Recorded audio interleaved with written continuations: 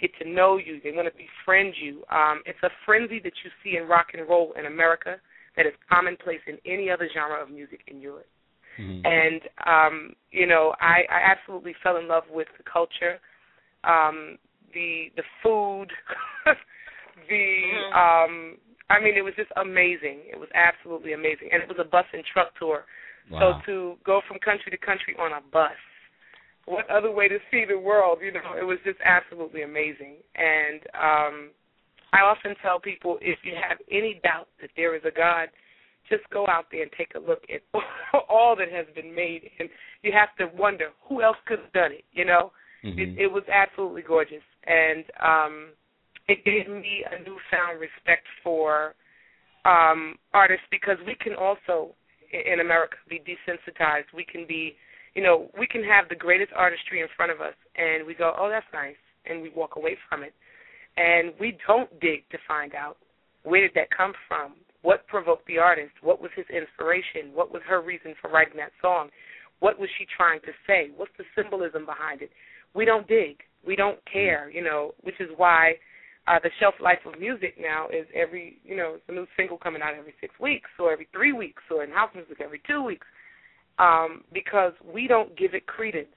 And, when you deal with European audiences, they know every lyric to every song that you've written. I have looked out into audiences, and they've been able, you can see them mouthing every word. Wow. And I'm saying, wow, they're studying the music, So along with studying the music, they're studying how you sang it. They want to learn how to do the riffs that you're doing. So it's absolutely amazing, the energy that they give, and as a result, the energy you give back when you're performing. It is the greatest high on earth. It is the absolute greatest high. So I enjoy it. That's all I can say. Okay. Yeah. Well, once again, folks, you're listening live to Lynn Lockamy, Hands On Talk Radio. Once again, the call-in number 347-237-5205. We also have our new co-host, Tina Insinuosa, on the line with us today. Also, if you have any questions to pose in the Hands On Radio chat room or in the Blog Talk Radio chat room, we'll be sure to get your question and get it to Lynn on the air live.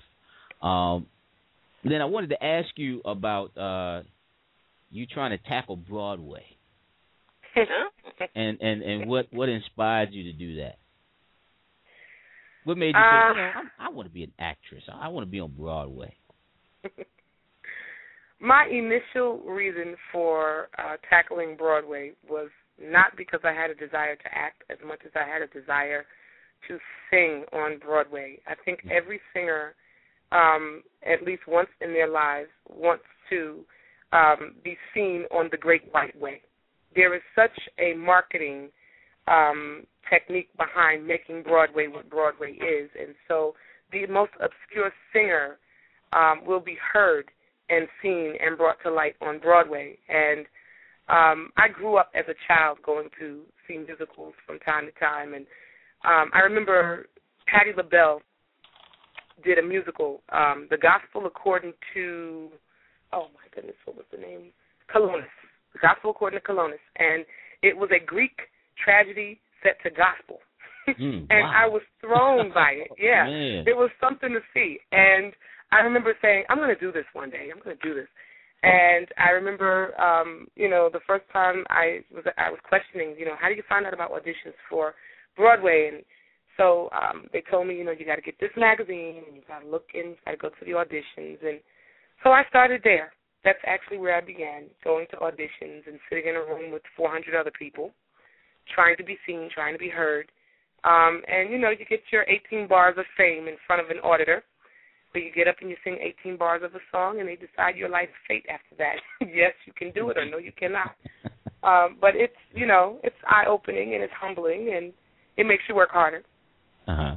Okay. So that's where I began. Mm-hmm.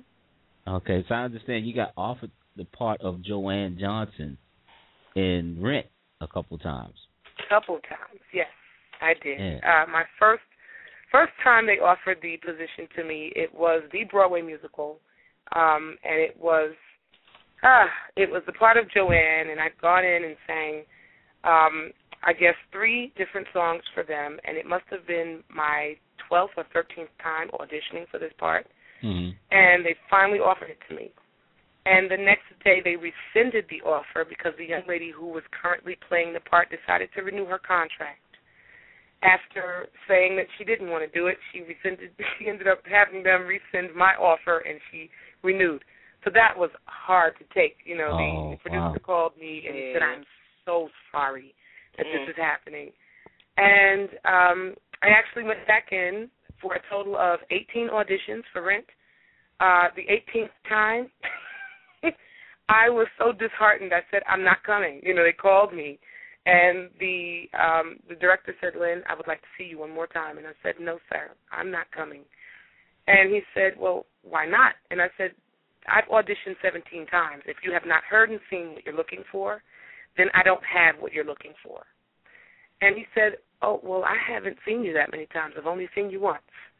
And he said, "You know, we kind of, you know, hold auditions from time to time, and you've probably, you know, come in for callbacks multiple times, but I've only been there once, but you stood out for me."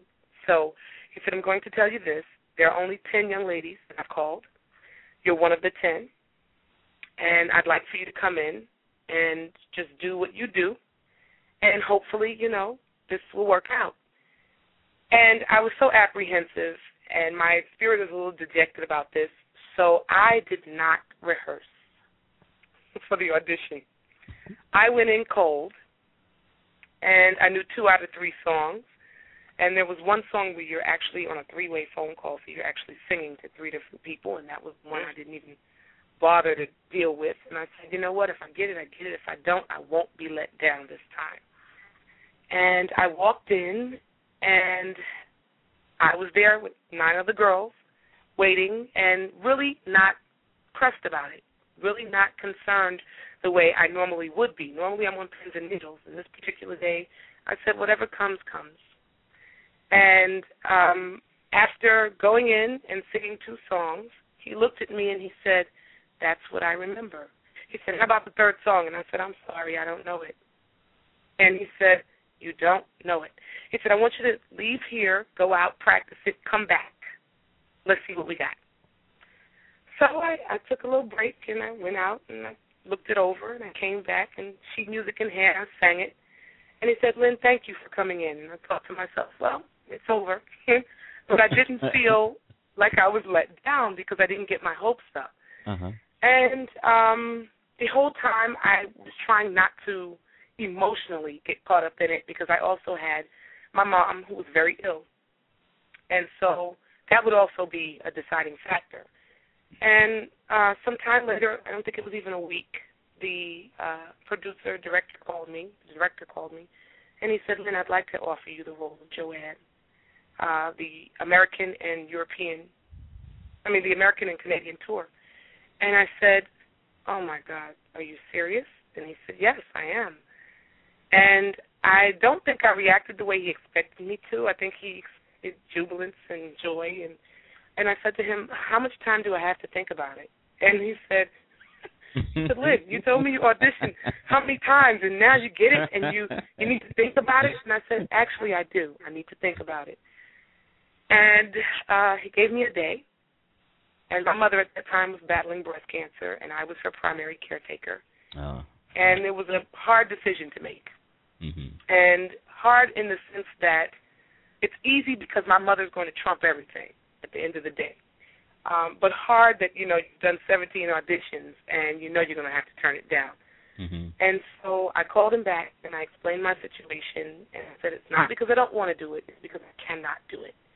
I cannot be on the road and something go awry in my home, and it's something that I can't live with for the rest of my life. Mm-hmm. So I turned it down. And out of that, I got about 2 more years with my mom before she passed. Mm.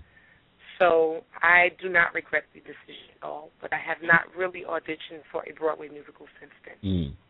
You know, speaking of your mom, I saw a YouTube video of you where you were doing a jazz cut that you dedicated to your mom. I think you said before your mom had passed. But I think this video you were singing it afterwards. And I heard it. I was blown away, and I was like, man, have you ever even tried to enter the jazz world? I mean, you got a great jazz voice. Thank you. I have not. I wrote that song for my mom when she was going through chemotherapy and radiation, and she was still very independent and very determined to be the authority and the mom and not be sick. My mother did not claim illness at all, ever. And I wrote the song for her, and I said, Mom, it was a Sunday night, and until Monday morning, I said, I'm not going to bed until a good song comes. And I actually wrote 6 songs that night. Wow. And the 6th song was the one I wrote for her. And I said to her, I've got something for you. I want to come over and, let you hear it. And so I played it for her, and she heard the first verse, and she walked out of the room. And I thought, oh, this must be the worst thing she's ever heard. And it didn't dawn on me, this is touching, and she didn't want to cry in front of me. And so she left the room, and I said, Mom, was it that bad? She said, no. And she just kept walking, kind of stoic face, and she kept going. And that Christmas that year, my mom said, she had family, all of my aunts, aunt was there, and my grandmother, and she said, go get my song and play it. And at that moment, I realized, oh, she likes the song. I thought she didn't like it. And, it's a song it's a daughter speaking to a mother about everything that she's going through and how if she could trade places with her and carry the burden for her, she would. And my mom and I, we looked just alike. We were very close. And so that song really was one, it said everything I wanted to say to her. And I think it was so emotional when I wrote it. It was a crying fest for me. It was a crying fest for her when she was finally able to say, okay, Lynn, my God, this song is a lot and it's overwhelming. And I never played it, outside of family. I never really played that song until she passed. And I played it at her wake. And what you saw was a Mother's Day celebration with Janet Hubert, the former Aunt Vivian Banks from the Fresh Prince of Bel-Air. She was doing a show. I've seen her do. Yeah, she's doing a lot of shows. Yeah. And she said, Lynn, I need a favor. We're good friends, so she said, I need a favor from you. She said, I want you to sing that song that you wrote for your mom for Mother's Day. And I was like, I don't know if I can do it. And she said, you can do it. And so she filmed it. And that's why it's on YouTube, because she filmed it and she put it on YouTube. And so yeah, that's my my dedication to Mom. Okay. That was beautiful. Yeah. Thank you. Yeah. Thank you. Well, we're about at the halfway point. I told you this will fly by. It's about 8:30. It surely did. We got about 30 more minutes to go. Just want to let you know we have a new co-host. Tina Sinuosa is with us tonight. If you have a question or if you just want to listen via the phone, feel free to call in 347-237-5205. This show will also go into our Hands on Radio podcast immediately after, maybe 10 minutes after we get off the air, so you can check it out if you missed it. You can also pose questions on the Blog Talk Radio chat room. Somebody in the Hands on Radio chat room asked, how do you get to it? Just go to handsonradio.fm/talk, and that'll get you to our Blog Talk Radio webpage, and you can actually see the chat room right from there.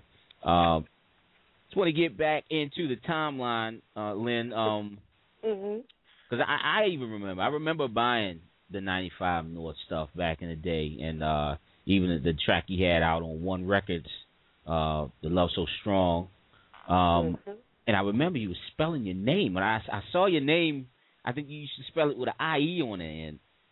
No, then, I never did. Somebody misspelled why did they do my name. That was a mistake. Okay. Oopsie. Somewhere my dad shakes his head right now. Trust me. Oopsie. In North Carolina, my dad is shaking his head right now. Because I was like, no, it's always been with a Y. Okay. Okay. Oh, boy. Because I remember it's like you out there, and then you kind of disappeared, and then bam, you just showed up again. You know, and on the house scene. On the house scene. Right, and you had this Y in your name, and that sounds like the, because it's like I heard you on Fire, and you really